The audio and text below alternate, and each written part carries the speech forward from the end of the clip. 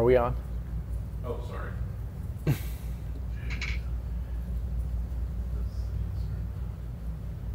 Hello, everybody. Welcome to our Monday. It is Monday. It is Monday. Gosh. Monday live stream. We're coming to you live from Intrepid Studios, and we're pretty excited today to have a special guest with us. He's going to be asking some questions of us for Ashes of Creation, Mr. Robert Lashley. Lashley, right? Yes. Lashley? Yes, it is. Welcome to the stream, my friend. We're happy to have you. Excited to hear some of your questions. Thanks. I'm glad to be here.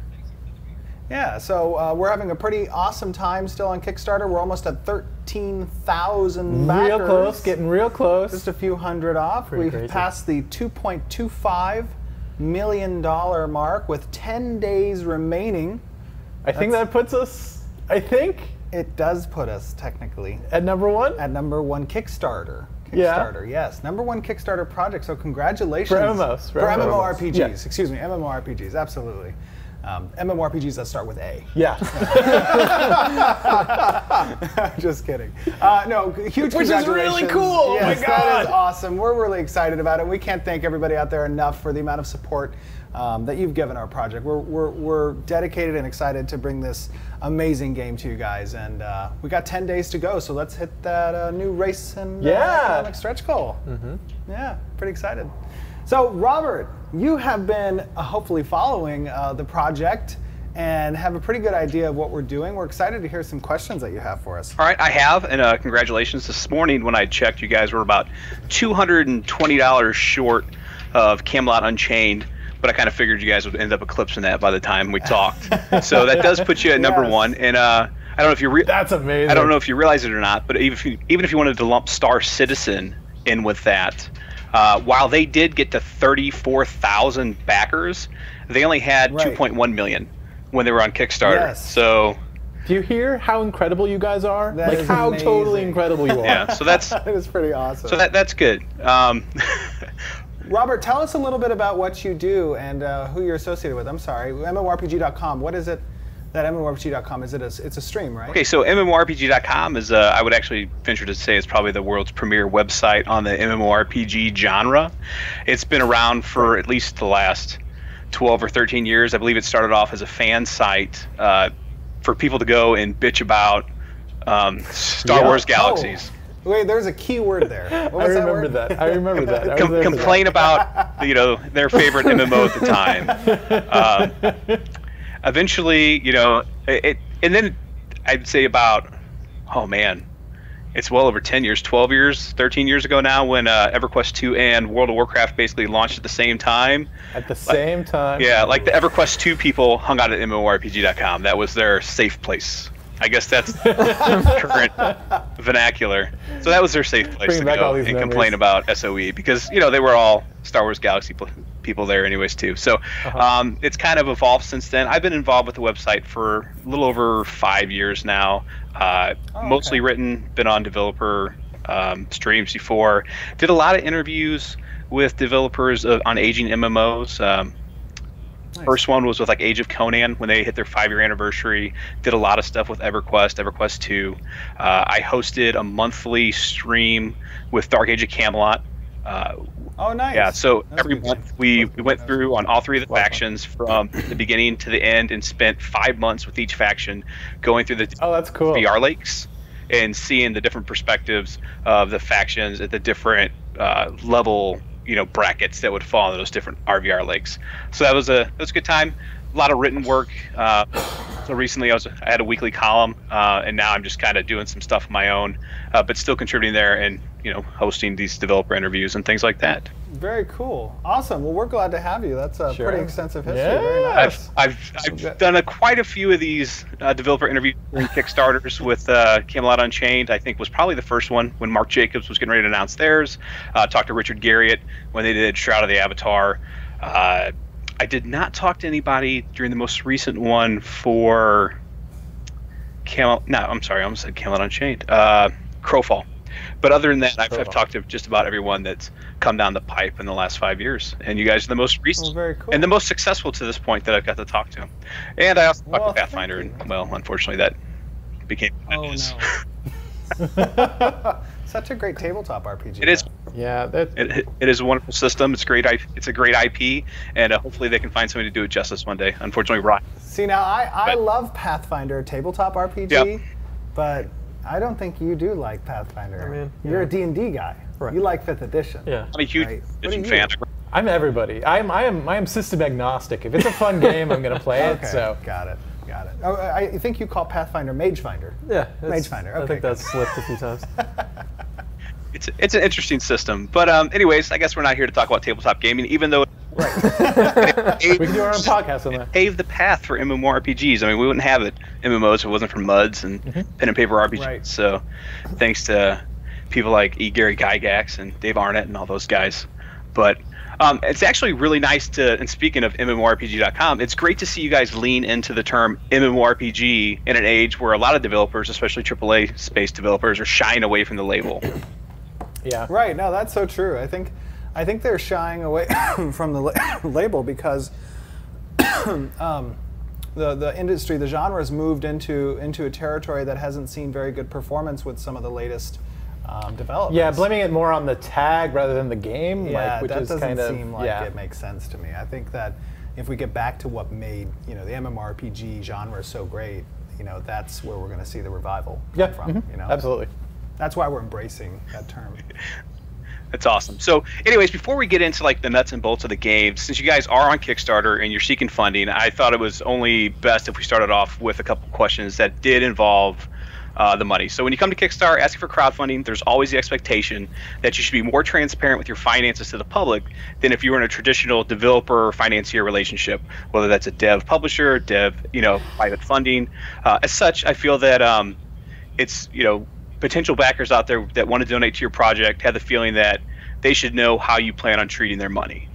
So let's go ahead and ask maybe some of the not so fun questions, and then we'll dive into like the gameplay questions. Right. Hey, I love finances. Those are fun to me. I've got an MBA in finance, so that's what I like to do too. Nice. So Very cool. you say that you have enough funding for a core viable product. And in the Valley, core is a synonym for a minimum viable product. So what's your standard for the CVP that you guys could release, even if it wasn't with the Kickstarter? Because we've heard a lot of promises from high-profile MMORPGs in the past that have maybe gone to Kickstarter that they'd release an MVP and they'd iterate on that with crowd forging, and it didn't quite turn out so well. Right, so for me, the difference between the term minimally viable product and core viable product is that when I hear developers say minimally viable product, I don't think that they're going to be coming to market with everything necessarily they've discussed and wanted to have. Whereas for us, a core viable product includes all of the mechanics that we've discussed, all of the systems we've discussed, the node system, the monster coin system, the economy, the regional marketplaces. A core viable product, when we're discussing the product that we have funding to produce, includes all of those systems we've discussed. The Kickstarter was for expanding those systems and making them more integrated into each other and the different pillars, as well as allowing us now to include stretch goals and stretch backer goals that include and add on to the existing game, the core viable game, right? Right. Yeah. So you did mention on your website or on the Kickstarter that you guys have 40 years combined experience across the team. And while that seems like a large number, when you take it to 13 employees, it's a big number in aggregate, but when you average it out, it's only like 3 years per person, which isn't a ton. So why? Yeah. So hold on. I'm sorry. So the funny thing about our Kickstarter video was that it was not scripted. Okay. It was actually off the cuff. So when I said 40 years. We actually that's 40 years of MMO experience, exactly. Not game development experience. Game development experience, we actually have 96 years, or above 96 years, in combined game industry experience. Okay, well, yeah. So that was we have a couple people here. I've got almost 15 years now. Jason's got 15 years. Michael has 20. Kevin has 20. Right. Right. Okay. David has 10. We've got 12 years with Tristan. Right. Yeah. Right. So there's Michael. that ups my comfort level from about here to about there. So that's a lot better. 96 over 40 aggregate. That's still 7 somewhere in there, but it's a lot better than 40 of those years were specifically MMORPGs. Okay. So yes. And this one's going to tie a little bit into that. So I saw a lot of leads and seniors on the Kickstarter, and that was more concerning when you thought that a leads and a senior might have only had 3. 3 years experience. So you guys are at about close to 2.5. We'll just say it's 2.5 million. A lot of Kickstarters get a big surge at the end, so I legitimately think that you guys have the opportunity to hit 3 million. So who's in charge of keeping you guys on the budget, and what type of experience do they have? I mean, I didn't see really any producer role or a senior producer. We saw more like design and art, but not really the production side of the game. Well, interestingly enough, actually, they're probably going to see a press release in the very near future in regards to that specific position as a producer. Up until now, I mean, a lot of the work here in the studios was pipeline production for art assets, engineering work on the back-end code of UE4, the technical artist stuff, animations, getting the world built from a level design standpoint so we have this large open world, character effects and all that kind of stuff. The position of keeping everybody on budget and keeping a timeline for stuff has kind of been mine and Jeffrey's. Yeah, it's been a combination of both of us. Yeah. I've been on the business side of game studios before, and it's something that I've always been really plugged into.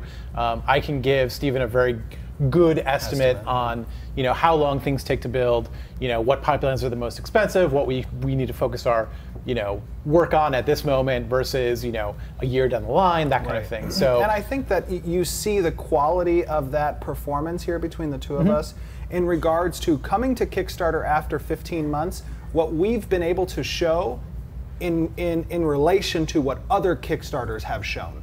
And I mean, I'm biased, I guess, but I believe we've shown a lot more than what other projects have come to Kickstarter with. Yeah, and I would definitely agree with that, and that's why I think that you guys are at the dollar value that you're at, whereas known developers have come to Kickstarter before and not been able to fund their project because they came with ideas and pictures where you guys have come with some alpha footage, and everybody's got ideas. Ideas are a dime a dozen, and not to be trite or reductive, but if someone comes to you and is like, oh, I got an idea, well, that's great. Can you put a pen to paper and actually put something in production and get something made? Yes. And that's what you guys have been able to kind of demonstrate.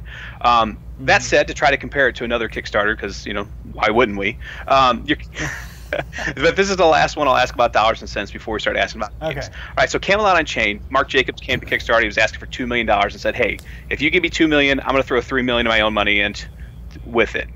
So you guys are asking individuals to contribute upwards of $10,000 a piece towards this project. So that's a significant chunk of change no matter who you are. How much of your own money have you put towards this project?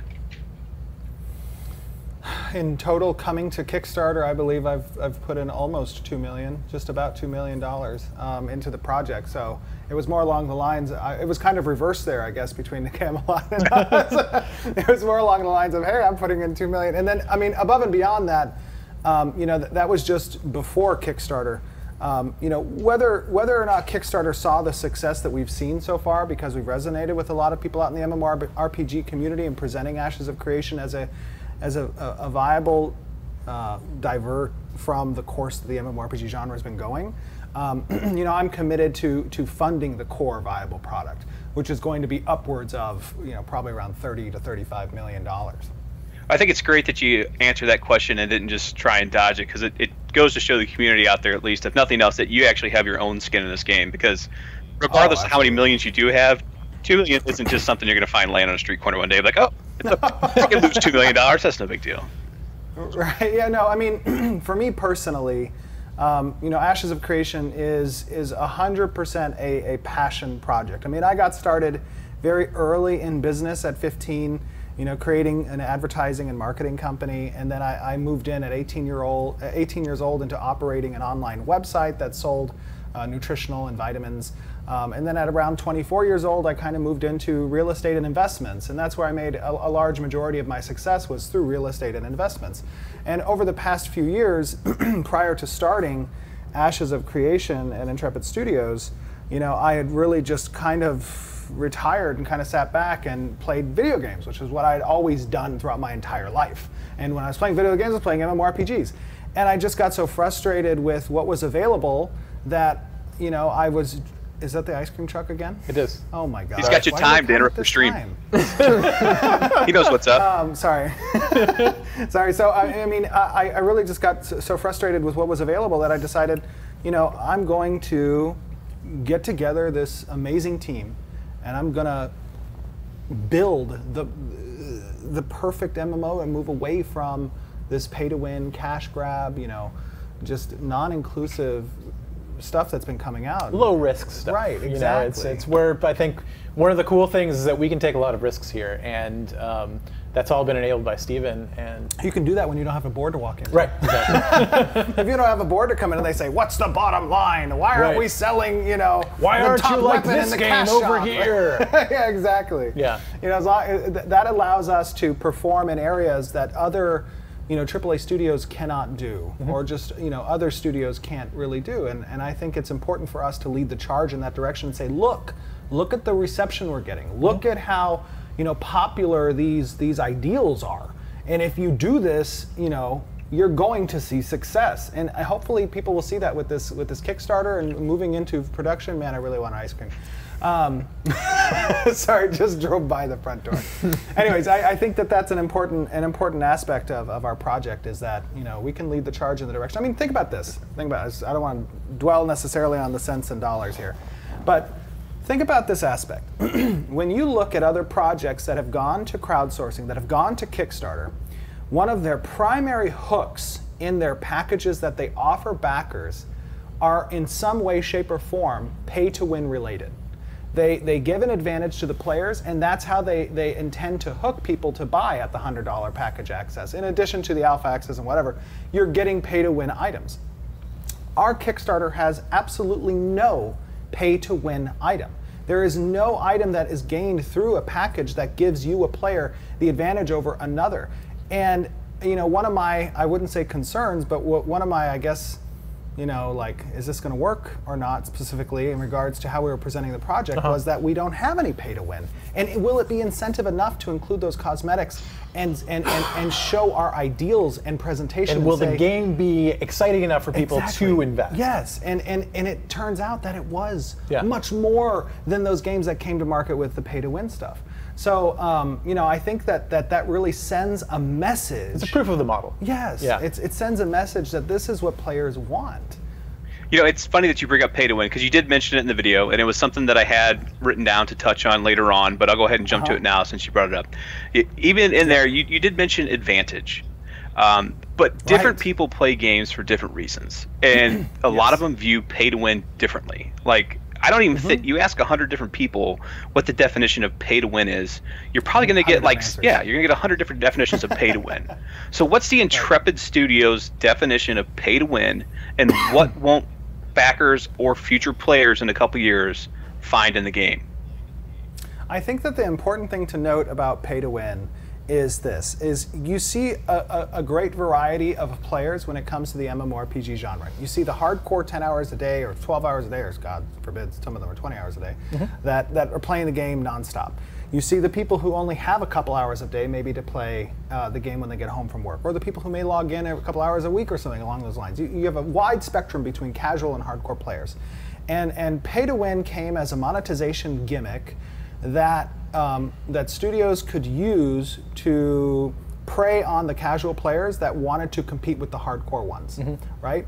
And I think that if our game design is sound enough with some of the applications that we have for both casual players and hardcore players, to both exercise their agency, will, and effect over the game that they're involved with, and have things to do, that we don't need to rely on pay to win in order to monetize. The subscription model alone, when presenting a continually updated game, a amazing, fun game where people can be on a level playing field and in communities that are both micro and macro, that you're going to see players enjoying that aspect without having to spend the $100, $200 a month that some of these pay-to-win games command. Or $600 a month. Well, it's unreal. In my case, when I wanted that bear. Sure. Right. They go whaling, and they hook them.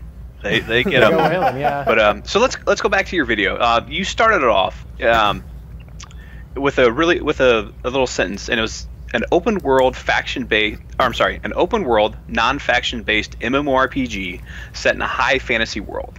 That's a lot to cram in a single statement, even though it's only maybe 10 words. So let's unpack that a little bit. What do you mean by open world? No loading time between zones, just yeah, walking seamless from open one world. Seamless, yeah. Okay. You know, not There's having, nothing gating you, basically. Right. Exactly. Yeah. Okay, so all the zones are interconnected. You can run from one to the other. Yes.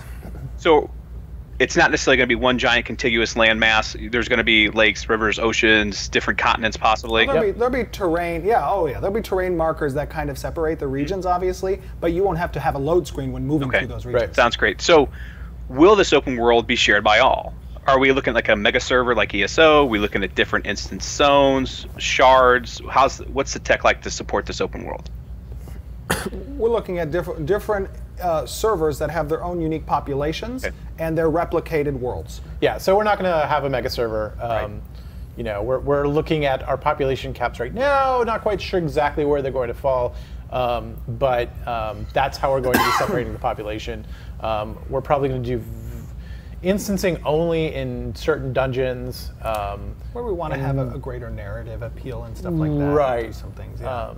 And then in battlegrounds and things like that, or sorry, arenas and things like that. Yeah. You probably won't see instancing too much anywhere else. No. What you see is going to be what you get. Okay, so when you say that it's non-faction based, I envision a world where there isn't a Horde versus our Alliance or Daggerfall Covenant versus all the whatever the rest of them are, because they're terrible.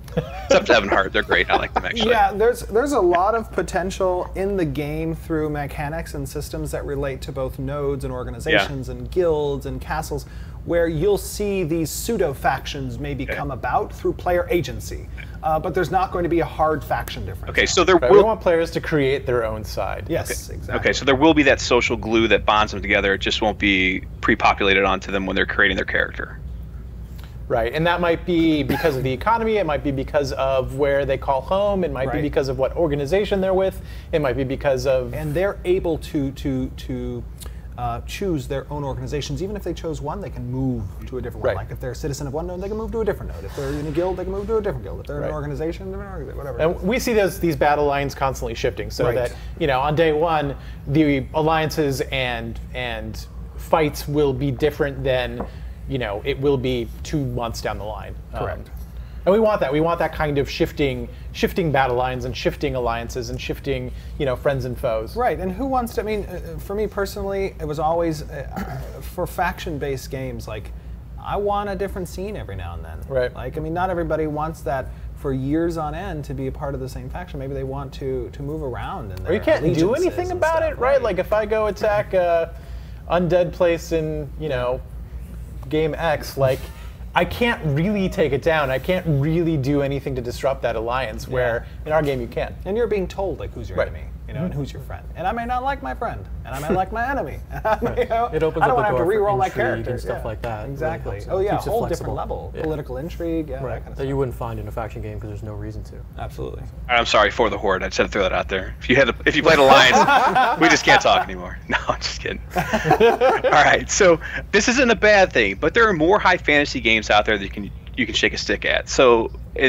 whether it's board games, taking it back to pen and paper, there's so many different systems. Some of them have a little bit of what's sameness. How much time was devoted into world building and pre-production that will set Ashes of Creation apart from, like Age of Conan, which just happens to be another fantasy MMO that shares the acronym AOC? We prefer Ashes. Okay. Yeah, we go by Ashes. Yeah. You want to take this one? Okay, so we put a lot of, what differentiates one Elves and Dwarves from somebody else's Elves and Dwarves, right? And it really has to do with the lore, it has to do with how these things are presented, and it also has to do with, is it a bad idea to begin with, right? Everybody likes Elves and Dwarves, and everybody likes fantasy for the most part. It's why you see so many games of that nature, because people are just drawn to that kind of, you don't necessarily know what's going to happen. So for us, we spent a long time trying to pick out what do people like about dwarves, what things can we do differently, how can we show you know, a different world than has been shown in Lord of the Rings or in D&D or, you know, in every other game that's come out. And so that's what we built our lore around. We've got the 4 base races. 4 parent races, yeah. And those split into 8 different archetypes, or 8 different sub-races. And each of them has their own story, their own lore, and their own look. So you can play a dwarf that's kind of traditional, or you can kind of go outside and play a dwarf that's totally non-traditional. With a ukulele. With a ukulele. So we're doing some really, I think, interesting things with the sub-races to kind of make things more interesting and more fantastic. You're not going to see the same traditional things that you've seen in other games, even though they're all using similar terms. Right. I think the important part of why high fantasy, since it's been done so often? Well, it's been done so often because it strikes at a certain part of everyone's heart that's in the MMORPG community, because, you know, it brings back memories of that first love you had in the MMORPG genre. And you know, it's an exciting story to tell a tale of a world that exists with these gods and elves and, you know, dwarves, whatever, and orcs. We have a lot of extensive story and lore behind the game, because it's a very important part for us here that players know their role in the world. They know what options they have that lie in front of them, and how those options have meaning when they make a choice, and how it reflects on the history of this game and what it's all about. All right, so what makes your dwarf different than Gimli? Well, Gimli's good over short distances. We're not going to talk about that. All right, so let's dive into the node system then. I just got that. I was waiting. No, I thought you did it on purpose. They're going to be very strong. All right, so let's dive into the node system, because that's probably, I want to say, from my perspective, one of the most unique systems that you're selling right now for the game. So how does it work with the map? You know, how does that become the focal point that players and then possibly guilds and other social systems build around these nodes? Well, we've definitely touched a lot on our nodes in the past. And we've released actually 2 parts of a 4-part node series, because it is such an important aspect of the game. It is the backbone of our world's structure. And it's one that allows for players to exercise the most agency over the direction of both their personal narrative and the overarching narrative of the world. You know, just to give a very brief overview, because we have touched on this before so many times, the nodes are important based on location, and they lock out other nodes as they advance in the world. So it creates a scarcity. It also creates a citizenship system where players will pledge their citizenship to certain nodes, and it won't be a whimsical citizenship that they'll be able to change on the fly. You know, it's something that's going to involve a fairly tangible cooldown period if they want to switch citizenships. They'll also have to have a home in order to have citizenship. Nodes are going to unlock content that specifically relates to the location and development stage of the node.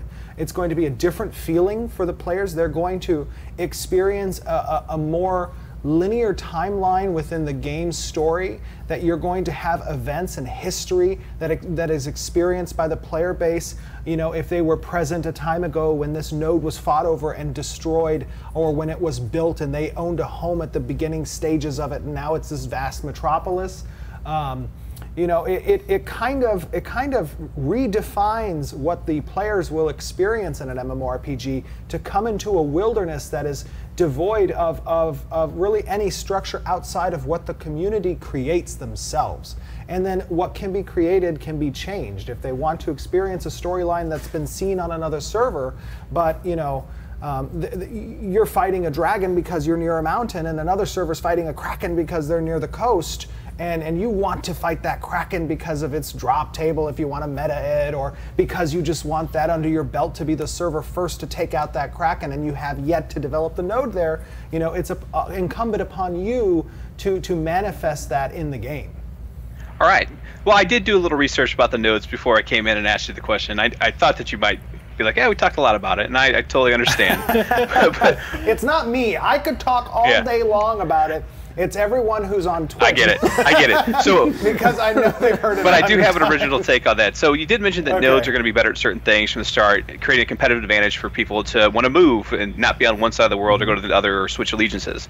So whereas, you're looking at it as a competitive advantage, MMO players are like, I want everything. I don't like to share, or if he's got it, I'm jealous, I want it too. So while you're like, that's a competitive advantage, the other person that doesn't have that competitive advantage is like, this is an inherent imbalance in the system. How do you address that crowd that's going to be full of piss and vinegar and be like, well, I can't have it, it's unfair and it's unbalanced? I mean, players can't have everything. Right. I think that's like, that's the pervasive nature of today's kind of teaching aspect is like, you get an award even if you came in last place. You know what I mean? It's the same. It's like the same thing here. Risk versus opportunity should be a paramount central focus of any system, because it helps you to realize and treasure that reward when you receive it. Right? Yeah. And in this game, in order to get anything, you have to give something up. Right. And that's going to be the case throughout the whole thing. I'm a really strong believer that if you set out a system for players and that system is self-contained and that system is complete, then players will play the game with those rules in mind, right? It's not that we are EverQuest 2, 10 years down the line and everybody wants everything. We're starting out from these base foundations. And I think that once players arrive and see how everything works, figure out what the rules are, I think that they're going to enjoy it. I don't have an answer directly for the competitive advantage part, because that's a core game conceit. Right. I think also, like, as things develop, kind of there's a all ships rise mentality with it, where as things continue to get more complex on the server, everybody's going to have more opportunities. So I don't think that just because one node has a lot, it's going to mean that other players have fewer opportunities. Right. I think they're going to have more opportunities. I think overall I'd push back on the idea that competitive advantage means that someone else is locked out from something, because really it's about someone else or a group of other people choosing to be more efficient at something through the path that they've chosen, right? And it's not necessarily that someone else on the other side of the world that has a different node that's focused on something else can't do that thing. Right. It's just that maybe they're less efficient, and that's how, when we imagine it, that's how the market kind of or they're flows. doing something totally different. Right. Right. Right, yeah. Right. And sometimes people with competitive advantage in a certain sector, they give up being advantageous Absolutely. in another one. Right. And that opens a hole for those people to take advantage of that and move into that space. Another thing is that it's important to note that, as Jeffrey was saying, as a node develops, it's not locking people out from participating in the content there. Right. I mean, that's opening content for everyone on the server. Yes, there are mutually exclusive benefits for citizens of that node, but in general, people who are not citizens are still gathering some type of content, interaction, services, ability to explore new parts of the game because of that node being advanced. Right. Yeah. Okay, I actually took that when I first read it or listened to it to mean that certain nodes would be able to be developed differently than other nodes, and they would have initially a competitive advantage depending on where they were in the world. So I guess that might have been a misunderstanding on my part, and thanks for clearing that up. However, you did hear Steven say not everybody can have everything, and it's okay, deal with it. That's I'm 100% a big promoter of that. I think when something is kept from you and it is behind a wall of effort and drive and a time sink, that thing that's behind that wall becomes more precious. No, you're absolutely right. Also choice, right? People should be rewarded based upon the effort they put in, and it's the same way in life, and it is that way in games. And if people don't want that in their game, there's plenty of other games they can play that aren't like that. So that's another great point. Is there's a lot of games out there. We're being very open and honest with what our game's going to feel like, and if you're the type of player who wants to have everything without effort, that's probably not going to be a match. Yeah. I mean, there's different levels of effort. There's different types of rewards. Absolutely. And I don't think any single player, no matter how much effort they're going to put out, is going to have everything. Right. I don't think that's just going to be possible. Even, guilds, and that's part of discovery, part of having a place in the world, part of having your own story is not only what you have, but also what you don't have. Right. And I think that's totally fair. And I think that's as long as everybody goes into the game with that expectation in mind, it's going to be fun. Yes. Okay, so you mentioned that the world is fresh at the beginning, and the nodes are unadvanced, and you kind of, I don't know exactly how you spawn in the world, but let's say you pop up and you're in this fresh new pasture and everything's beautiful and you're wandering around. What's my motivation to set up shop and try and build a house and expand my node as opposed to just being a wanderer and looking around and enjoying the sights? That's totally possible. Yeah, you could be a wanderer. We've played out some of these and kind of game them out. There's a bunch of different types of players, right? And I totally am that guy who, once I log on to Ashes of Creation, if I hadn't been a designer on it, that's what I would do, is I would be trying to find what other people haven't found. And that's probably what I would be doing a lot of my first initial gameplay. For other people, they're going to want to hang out with other people who are... That was a big part of the discussion that we had a few months ago. Yeah. Remember? We were talking about like the explorative side of, if I don't want to participate in this early settlement development as a new player, can I go out into the world and just explore as a new player? And the answer is yes. Absolutely. Like that's totally should be an achievable thing for people if that's what they want to do. And I think that's a beautiful thing. I think the discovery aspect is the part that I enjoy most out of MMOs. But I understand there's other people too. And for me personally, I'm more of a civilization builder. Right. Like I would love to get into the game and immediately be a part of some community that's building up a node and partake in what all that node has to offer, whereas you will go off into the wilderness and get eaten by a lion or something. Like, yeah. So, and we've really tried to focus on just general player motivations. I mean, we've tried to create a path for all of those different motivations, like the explorer, like kind of the investor, civilization, beginning, get in early type guy. So we've tried to, run the gauntlet with that idea. There's a lot of different progression paths as well in the game. Yeah. Okay, so and also, I guess, sorry to interrupt, but for the initial experience, there's going to be kind of a ramp up time. You're not going to start in the middle of nowhere. You're going to start by one of our portals. And there's going to be kind of a gentle introduction to all of different kind of mechanics that exist in the game in sort of a short form, so that you get a feel for what's happening on and what things you enjoy and what things you don't enjoy. So it's not going to be like you're in the middle of a field, but there'll be a little bit of direction at the beginning. All right, so you mentioned there's different play styles and people like different things.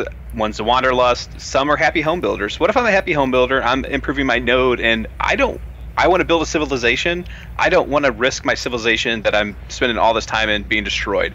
Do you have different rule sets for the different servers? Is everything going to be PvP based? How does that work?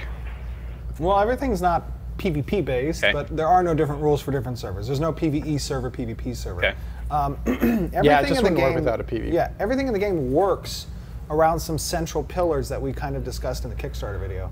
And one of those pillars, outside of the node pillar, is the meaningful conflict pillar. And that houses the PvP systems that relate to how you can catalyze change in the world. So everything would just become stagnant if you could just build up, everything. And then at some point it would just be, a stagnant world. When you involve scarcity and you involve conflict, that's when players who have different interests can exercise those interests in the world, and sometimes that may involve what you have built or done.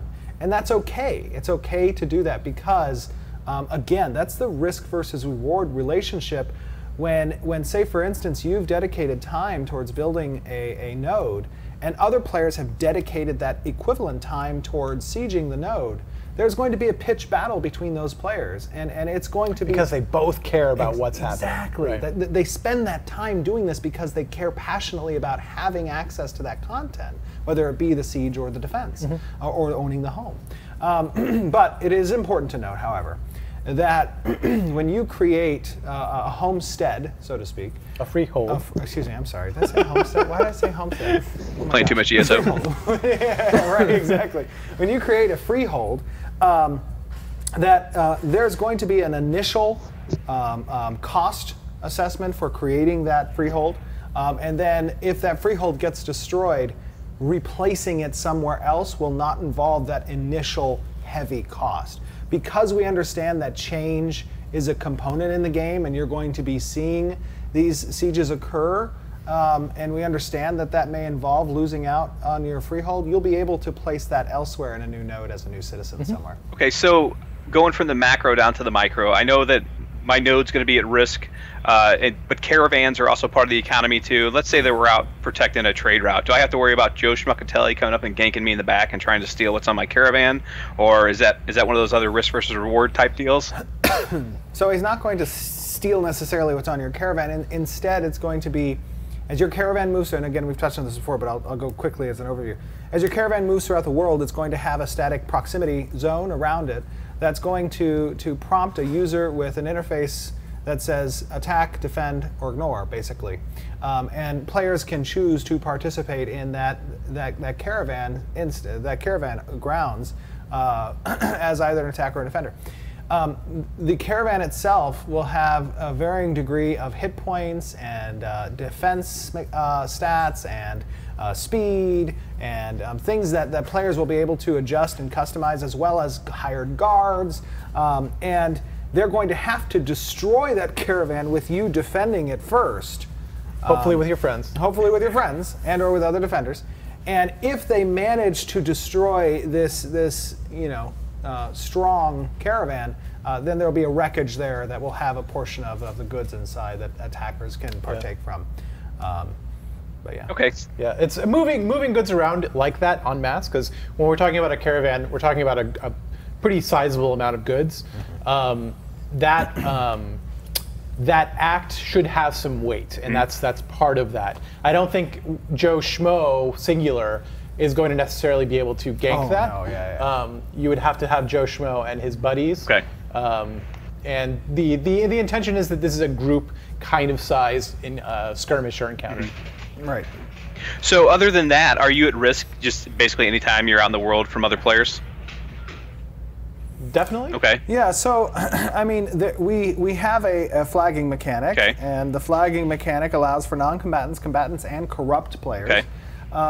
Typically, you're not going to see players likely ganking very often in the sense that they murder you, because the corruption mechanic is a fairly meaty deterrent to that. But you will potentially see players participating in PvP, and I think the flagging mechanic is going to be a healthy system to deterring murder, but incentivizing PvP, and it's obviously a system that we're going to be testing in alphas and betas too. Okay, well, for those that are D&D fans, they'll know the term murder hobo, and sometimes you just have those out there where people want to watch the world burn and kill everything they can. So if you, I don't think murder hobo is going to have that much success with it. The corruption mechanic is strong enough that if that's all you're doing, you're not going to have a fun time. Right, so the more corruption you gain, the less effective you become in PvP, and there's going to be a certain period at which point you have gained enough corruption that you're going to be gearless, and you're also going to have like a massive reduction in your PvP efficacy. For you to want to murder hobo, you're going to you're going to need to get something out of it, right? And for the most part, if I go and kill Steve, I'm not going to really gain a lot out of it to really offset the risk that corruption entails. Why you got to kill me?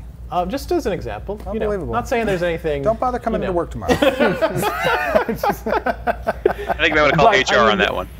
The intention is that the risk has to be worth the reward, right? So if I'm going to go kill somebody randomly, that's probably not going to be enough for me. There's got to be something at stake there for that to be meaningful for me. And so I think that's how we're disincentivizing the murder hobo for the most part. Okay. Yeah. Well, not to say that's not going to happen, but all right. I think with the time constraints, we got time for one more, and I want to shift. Oh my God! Yes. I can't believe it's that late. Yeah, it happens. Go from again macro, keep it on a micro level. We talked about the nodes and the building of the civilizations. Let's get down to like crafting on an individual level. What is there available? Like I'm looking right now at a ranger who's got a bow and a cloak and all that stuff. Is that all going to be able to be made by me? Well, it depends on how much you invest in your artisan class. Yeah, it'll either be made by you or another crafter. You will not have the ability to make everything. Okay. Yeah. You will have to focus within certain professions of certain paths in the artisan tree, and you'll need to rely on gatherers, processors, and item creators. Whichever one you've decided to go down, you're going to have to rely on the other two in order to bring about a full-fledged item, so to speak. Okay, so you're not going to be it's not going to be one size fits all where I go out, gather it all, I come back, I smelt it all, I craft it all, and then I get to wear it. Right. No, there's going to be a dependency on other players and the direction that they've gone in and the role of their artisan class. It's kind of like taking the classic Trinity system of adventuring classes and moving it over into an artisan tree that kind of has a dependency on different roles within that crafting system. You said Trinity, so I gotta. We're gonna make two questions. Is Trinity there in the PvE portion of the game? So, not in a traditional sense of what a Trinity is for the adventuring class. There are obviously going to be roles, and there's going to be dials on your class of customization that can make that role split higher, and you have customization over where your character lands in that tree. But will you need a tank, healer, and DPS. Right, exactly. And to a sense, Yeah. I mean, yes, you will, but we're pretty much designing towards that. Right. But not in the traditional sense, right. Yeah. With our secondary class system and being able to incorporate flavors of the different archetypes, you're going to be able to take a non-traditional DPS and maybe move it into a tank sector, or maybe move it into kind of a self-heal sector, or something along those lines. Yeah. But we want people to build parties like they build their character, where you know, there are interesting combinations to be had. We don't necessarily know what all those combinations will be. You have a constraint on the size yet? Have you figured out what the party size will be?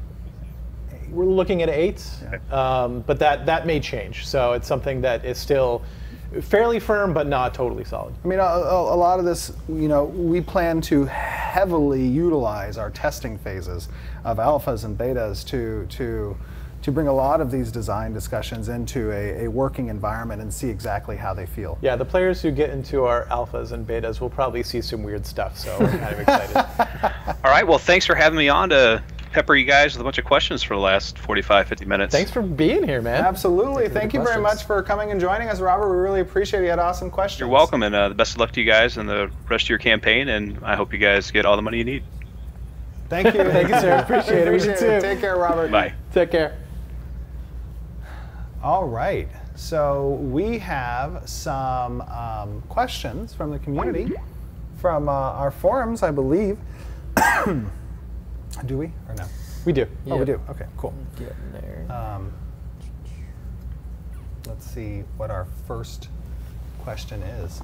Oh, we're upgrading our forums for all of you on Twitch, just so you're aware. I know that it has been a source of interesting discussion. And you will see us in our new forums relatively soon. I'm looking over at Jennifer, who's She's an nodding her head. amazing community moderator. Excuse me, community manager. Community manager. And she is shaking her head big time. Big yes. Okay, we good? Okay, we're good. So, first question is from Hartana, or Hart Anna, not sure, but sorry. How short can each race be? So basically, is there a scaler or a lever to make you, you know, this tall? Or this tall? There are floors and ceilings to each race. Our shortest race right now is 3.5 feet. Really? I think 3 feet? I can't confirm right now. Probably around 3. Well, I mean, 3.5 average, and then Yeah. you can have some Up and room. down, yeah. Right. So yes, there is going to be room to adjust height, but it is going to be within a bounds. A bounds, yes. You can't be Groot. You can't Baby be Groot, Groot. unfortunately. Baby Groot. Big Groot, maybe. Big Groot, maybe. No, Big Groot is pretty big. Next one is Hammer. Will there be telegraphs on the ground for combat? The answer to that Telegraphs. is probably in very certain We're referring to specific templates? Right. Oh, templates. In really specific circumstances, there will be. When there's no other way for us to communicate something that's happening that you should know about, that's what we'll default to. And it's not going to be everywhere, but there will be occurrences of it, as you said. Yeah. The reason for that is because we want players to have a blend of both experience, right, and gaining knowledge through experience, as well as you know, having some skill reactions towards seeing Right. those pop up. It's all about communication on the side of the mobs to the Right. players, and making sure that those are clear. And there'll definitely be, I mean, we've discussed animation telegraphs, you know, in case they don't just mean templates. Right, that's a good point. Do you want to read them from up there, or you want me to? Sure, do it? yeah, that's right. Senuriek. Will players be able to do all professions themselves if they want? No. No. We answered this, I think. you're going to focus on certain professions and your advancement within those professions. Well, okay, so if you wanted to do all the professions, you could do that, but not be a master. Not be a master of them. You would be giving something up in order to do that. Right. So yeah. Driz, what kind of representations will guilds have for on-player identifiers, such as name of guild next to player's name, guild tabards, guild coats, guild mounts, barding, etc.? A lot. All of the above? Yeah, all of those things are things we were planning on doing. Yeah. Yeah. Yes, we will answer to that, yes. Navara KP. Will players be able to earn monster tokens in-game, or will they be cash shop only? They will be available in-game through rare drops, but also in the cash shop. Yeah, so, primarily it'll be through the cash shop, right. and then there'll be opportunities in-game. Right, and the important aspect of that in regards to the cash shop is that, again, the monster coin system relates to cosmetic rewards for succeeding in certain objectives. And that's why we're comfortable with that. 7, Kiln. Oh, Kiln. How will Guild Wars work? That's a good question, Kiln. It's a very good question. So that's something, obviously, that we're going to be testing in alphas and betas because we have a few iterations of how we would like to see Guild Wars work, and we'd like to see which works best. But it will likely involve a declaration period on behalf of the guild that is declaring war, as well as objective-based components to the war system itself, and a surrender mechanic on behalf of the guild that has been declared upon. Those are probably going to be some pretty solid aspects of the guild war system that we can say are included in any of the iterations. Skullhead 51. Will quest givers have some kind of marking on them to let players know that they have a quest to give out? Or will players have to figure it out on their own? Will we see giant question marks littered throughout the world? Will there be exclamation marks everywhere, telling you where to turn it in? With a huge arrow on the ground leading in the direction that you must walk. I will just have the game, play it for myself, and then I will win. No. Yeah. If that wasn't clear enough. There's obviously going to be ways that players will come across the knowledge that there's something to be done in an area, and you're going to see that user interface. Like, hey, this is an active area, guys. You might want to check it out. But it's going to be more thing. subtle. It's not going to be. We don't want to hold your hand. Yeah. We think there's a lot of missed opportunities in the way things are currently designed, and we can make it better. Viridis, regarding animal husbandry, will there be aspects of genetics? Will there be hidden stats, etc., that can be bred? So the cool thing about animal husbandry is that it involves a tree of its own that players get to discover via what pairings they choose and stuff like that. Yep. And I think that that's going to be a pretty fun aspect of creating rare mounts that haven't been seen in the world and stuff like that. So I guess, yes, there's a form of genetics there. Yeah, it's probably not going to be as complex as genetics. Will you have like a microscope and like the chart will not be there. Dominant and like, recessive traits. Right. We may not have that, but gene splicing. Gene splicing. Very advanced for freehold. Well, technically, they gene spliced like in 2000 BC with certain forms of wheat, right? Yeah. They didn't know they were doing that. They didn't know it was gene splicing. Phil Slendy. Will there be diverse gender options for character customization? For instance, can a player be feminine or masculine with their clothing body type, even if they are of a different gender? Huh. That's an interesting question. I think that... I mean, we have a character creations set up, so theoretically absolutely, you could gear your character that way, as far as the sliders go. Right, so in choosing certain physical traits and stuff. Right, yes. Yeah. So there absolutely are character customization points in the character creation setting that you can customize, like your brow height and your chin and hair and body type and stuff like that. And I guess you could go towards a more feminine appearance as opposed to masculine appearance and kind of like body structure. Yeah, that's doable. Script Chaz. How long does it take to CJ node after you declare to siege it? That's a good question, Script. Once a siege is declared, there will be a declaration period to alert the citizens that a siege is impending.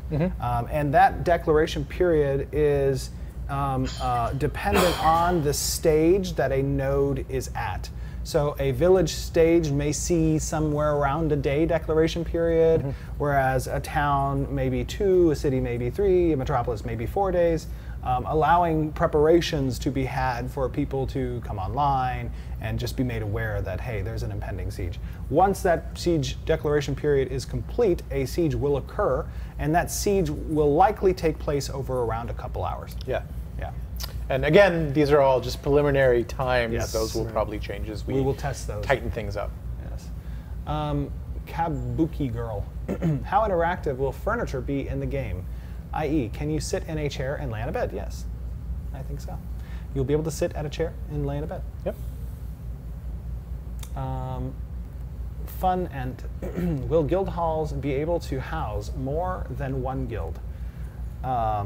Is there like a... We don't have plans to do that currently. I was going to say, is there like a, what do they call those? A guild hall, what do they call those common rooms that you visit when you go to like Europe and stuff? You know what I'm talking about? No. Wait, hostel? Hostel. Will there be a guild hostel? That'd be interesting. It would be interesting. I mean, I can sort of see. I can sort of see the reason for it. We haven't talked about it at all, but probably not. We'll see. Probably not. We'd have to find some compelling reasons. Yeah. And that would kind of take away from like guild halls specifically. Right, because we definitely have reasons for guilds to be inside of nodes, so that would kind of dilute that a little true. bit. Yeah, So yeah, that's true. That's probably enough. But it's interesting. Uber, my man. How will Ashes deal with Zerg guilds that tend to dominate other MMOs? We've spoken a little bit about this in our previous streams. We're very cognizant of the fact that we don't want to see Zerging be a mechanic that's utilized by either guilds to accomplish content or just to steamroll over sieges and stuff like that. So there are specific mechanics that we are working on that will be seen through the testing phases that relate to a degree of understanding for certain systems that can't just be overrun with numbers. There will be specific activities and accomplishments relating to specific sizes of guilds. And then also there's going to be a give and take for guilds that want to see a larger number of members as opposed to a more focused group that may be a part of an alliance, so to speak. So I think that's part of the reason why we want players to have a lot of skin in the game, so to speak, right? Like they have a lot of incentives to defend themselves, they have a lot of incentives to combat the Zerg. And since there's so much connectivity in the world, it links you with other people that you might not even necessarily know. Right. To come to the same defense. So. Maven, one of our community moderators, will there be in-chat role-playing features such as custom emotes, dice rolling, etc.? Yes. Yes. Absolutely. 100%. I think, as a matter of fact, don't we have a custom emote package on the Kickstarter? Oh, emoji. Emoji, yeah, custom emoji package. Cool. All right, well, that's all of our questions from the forums. Everyone out there, we have 10 days remaining in our Kickstarter. So keep doing an amazing job and spreading the word for everyone that you know. We're all very excited about Ashes of Creation and the amazing support that you guys have shown us.